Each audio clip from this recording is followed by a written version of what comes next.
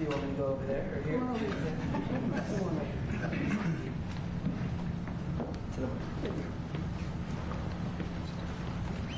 I viewed my dad as Superman, someone my whole life you look up to. He's an amazing guy, and it's horrible that this happened to all three families. But I'm glad that something was done about it, and we got represented, and everyone in the future will be. So, thank you. Thank you very much. Be very proud of you. Thank you.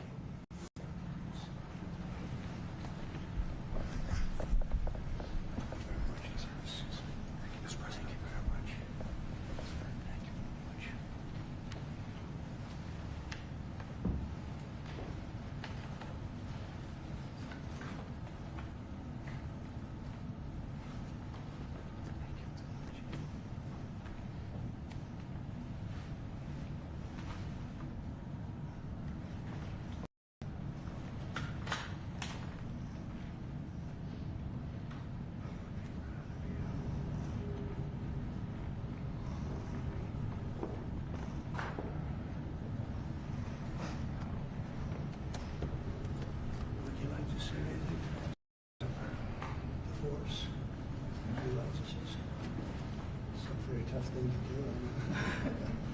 Would you like to say something? Mr. President, I'm Sheriff Rick Bradshaw and every member of the Palm Beach County Sheriff's Office. We can't thank you enough for taking the lead on this and recognizing the extreme sacrifice of our three brothers. Words really can't express how thankful we are. Thank you very much. And we have a fourth, and we're going to give this to you. Hopefully it's maybe never going to be given out. So we'll give it to Sheriff Bradshaw, who's an incredible sheriff. And you've done an amazing job, and we'll have it should something happen. And that's right here, okay? So Yes, sir. Thank you. And I hope it never has to be given out, frankly. Thank you very much. Thank you, Mr. President. Thank you very much. Mr. President. Well, thank you. Do you have any questions? What you just saw, that's so important. I mean, people have talked about it for years. I want to thank Brian Mass for what he's done, Congressman. He's been unbelievable. He's a great representative. And he worked hard. He wanted to do it right, and we wanted to go somehow. We could get him done pretty easily in one way, but we wouldn't get him done by Tiffany. And the fact that the Arnault family stepped up was absolutely incredible. It means more when you get a name like that. I think it means something extra. But these were incredible people, and they're looking down on you right now, and they're very, very proud, very, very proud of all of you. And it's too bad we had to be doing this, but I was there with you that day. That was a rough day. Thank you very much. Would you have any questions? Yeah. Do you have plans to give this award to any other families posthumously who find themselves in the same position as having made this sacrifice, and then after the test, one question about your calls back? Having to do from a previous? Well, the possibility of that, yeah. You had a lot of people die in the line of duty when you think of it. And we figured it was time to start. We haven't had the situation arise. This was a terrible situation. We haven't had it arise yet, but we're looking at going back a little bit and see what we can do about that. Yes, strongly. Yeah, go ahead. On your call with President Putin today, yeah, you'd mentioned that the Pope would like to take a role eventually in mediating these talks. Does that mean that the U.S. is taking a step back from... No. I think it would be great to have it at the Vatican. Maybe it would have some extra significance. And I saw that it was discussed yesterday, so I thought, and people told me that they'd be honored to do it, I would imagine. So, no, I think it would be maybe helpful. There's tremendous bitterness, anger, and I think maybe that could help some of that anger. So having it at the Vatican would be, in Rome, would be I think it would be a great idea. Thank you. Mr. President, as you know, go ahead. Mr. President, as you know, 2.5 months ago, Ukraine President Zelensky agreed to that 30-day ceasefire that's been on the table all of that time. what was the extent of your conversation with President Putin today about having him agree to that same 30-day ceasefire proposal that you, Mr. President, put on the table? Well, what we've done, and very strongly, is we said, let's get this thing going. You know, I had many of the leaders of European nations on the line with me right after the call, and we have to get that thing solved. 5,000 young people every single week on average. And I've seen satellite pictures. You don't want to see these pictures. We'll have to see what happens. This was not my war. This is not a war that would have happened if I were president. This is not my war. I'm just here to try and help. We've spent hundreds of billions of dollars on this war, and yet that's not, frankly, we made much more than that just in 4 days in the Middle East. It's a lot of money, but we do much. This is about thousands of people dying every single week. 5,000, 6,000 people dying every single week. And just like you have the relatives here, wives and children and everything, you have, you know, these soldiers, they say goodbye in Ukraine and in Russia, and then their parents never see them again, except maybe in pictures of horrible scenes, because I've seen some scenes, I've never seen anything like it. So we're going to see if we can take it care of. Yeah, please. First off, our thanks to the members of law enforcement who are here, and our condolences to the families. We're very sorry for your loss. Mr. President, on Ukraine and on your call today that you had with President Putin, you said last week nothing was going to happen, no advances would be made until you and Putin got together. Do you still feel that way? I think something's going to happen. It's a got very big egos involved, I tell you. Big egos involved. But I think something's going to happen. And if it doesn't, I'd just back away, and they're going to have to keep going. Again, this was a European situation. It should have remained a European situation. Should have remained. But we have, because the administration felt very strongly that we should be involved, and we got involved much more than Europe did in terms of the money and all of the things that we gave. We gave massive amounts, I think record-setting amounts given to a foreign. There's never been anything like this. Both weaponry and Europe gave a lot also, but they didn't give anywhere near what we gave.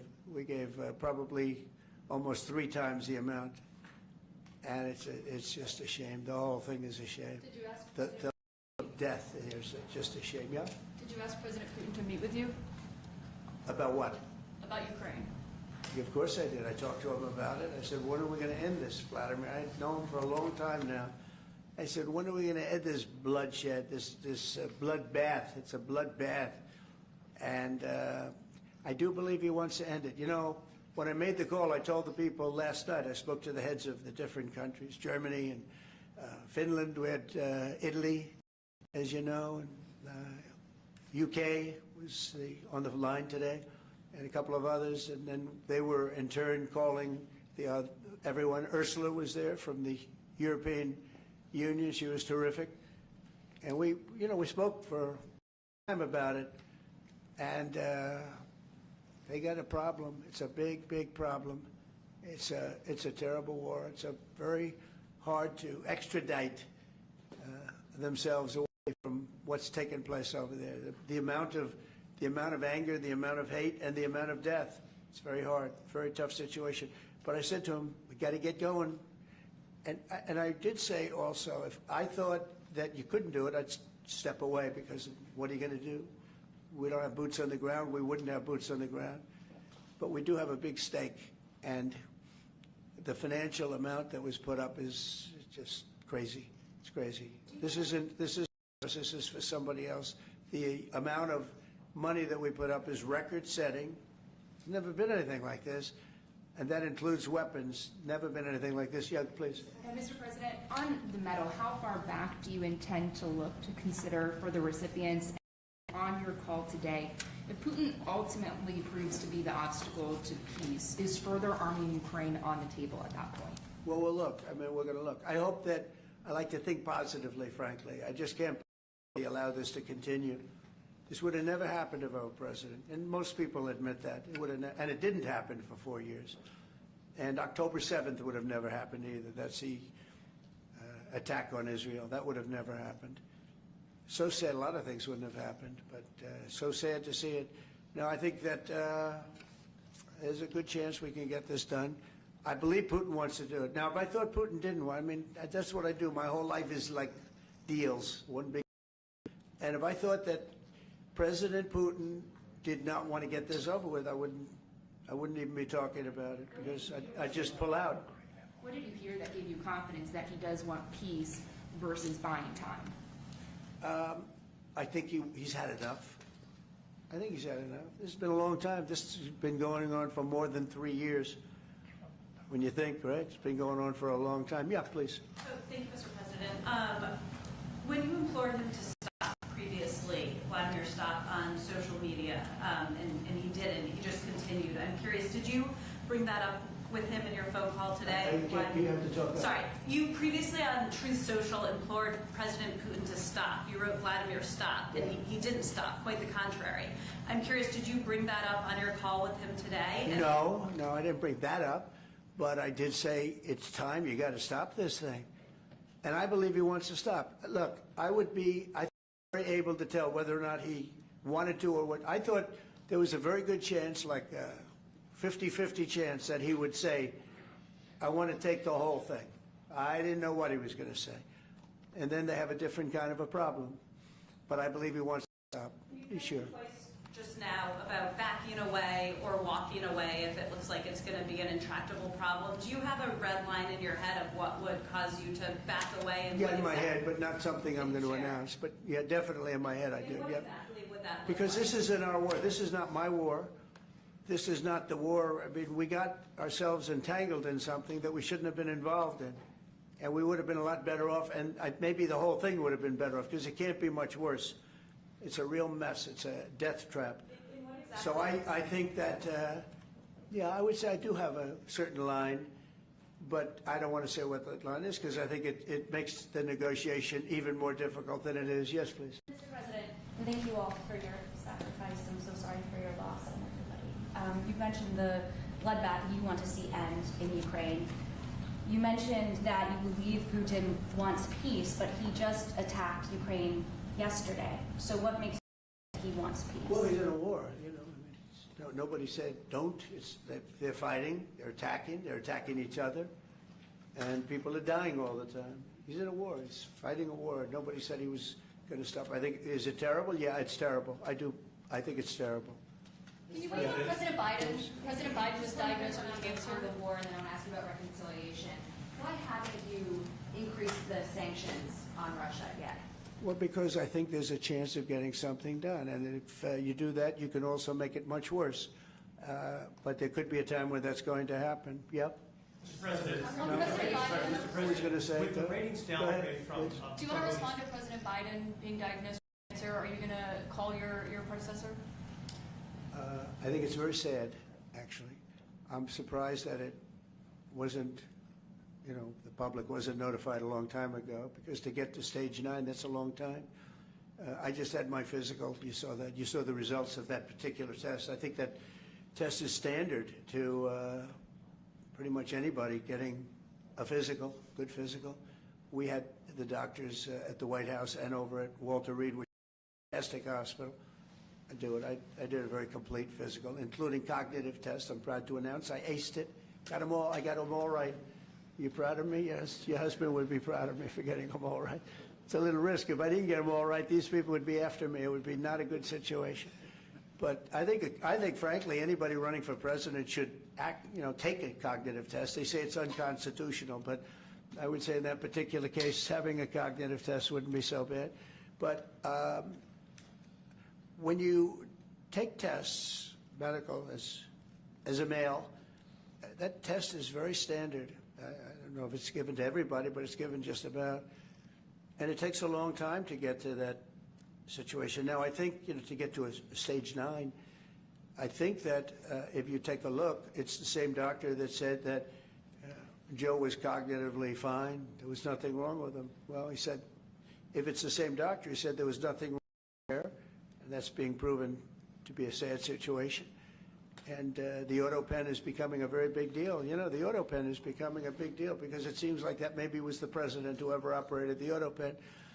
But when they say that that was not good, they also, you have to look and you have to say that the test was not so good either. In other words, there are things going on that the public wasn't informed, and I think somebody's going to have to speak to his doctor, if it's the same, or even if it's two separate doctors.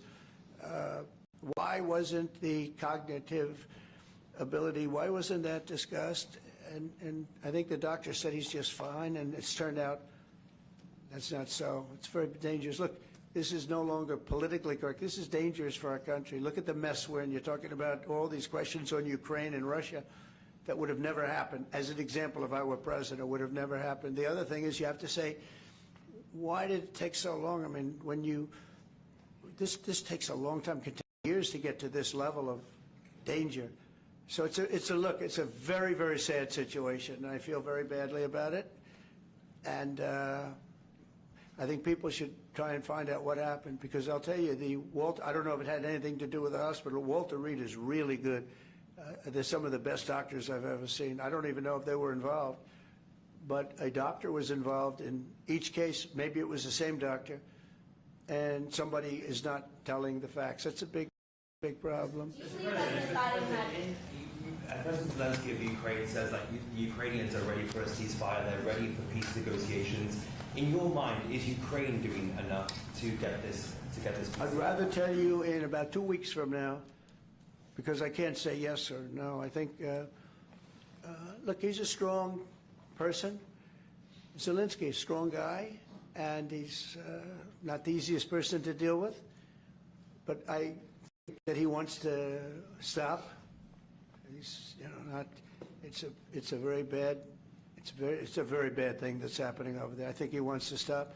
But I could answer that question better in 2 weeks or 4 weeks from now. I hope the answer is that he wants to get it solved. I want to thank everybody very much, and on behalf of the United States of America, we greatly honor your family and your friends and everybody that had to suffer so much. But you have some 3 great men down on you, and they're very proud right now. They're very proud. This is the Oval Office, and they're a big part of it now. They're a part of the Oval Office, the White House. And thank you all very much. Thank you. Thank you, Sheriff Cummings. Thank you very much, everybody. Thank you.